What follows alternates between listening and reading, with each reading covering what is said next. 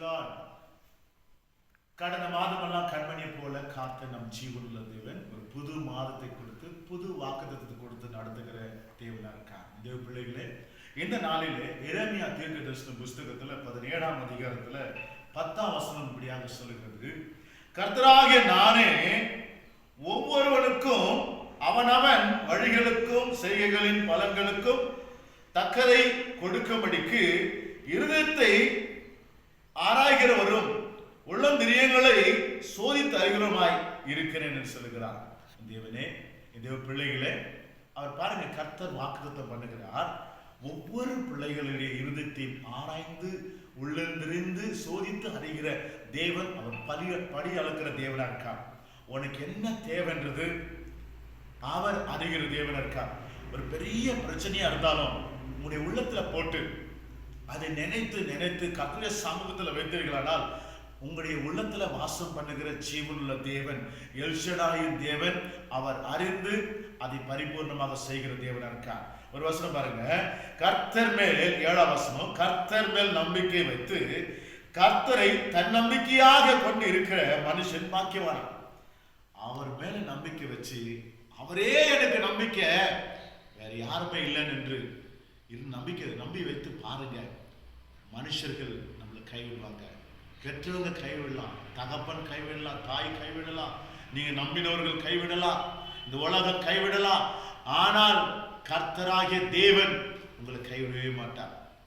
உங்க இருதயத்தை உள்ளிருந்தறிந்து ஆராய்கிற ஒரு தேவன் உயிரோடு இருக்கும். அது எதை குறித்து கவலைப்படாதீங்க, உன் தேவைகளை சந்திப்பார். அவரையே நம்பிக்கை வைத்திருக்க. அவர் தண்ணீர் அண்டையிலே நாட்டப்பட்டதும் கால்வாய் ஓரமாக தன் வேர்களை விடுகிறதுமாக, உஷ்ணம் வருகிறதை காணாமல் இலை பச்சையாய் இருக்கிறதும் மழை தாட்சியான வருஷத்திலும் வருத்தமின்றி தப்பாமல் கனி கொடுக்கிறதுமான மரத்தை போல செழிப்பாய். அல்லேலூயா. இந்த மாதத்துக்குண்டான கூலியை படி அளக்கிற தேவன் கர்த்தராகிய நான் தானே சொல்றார். அல்லேலூயா.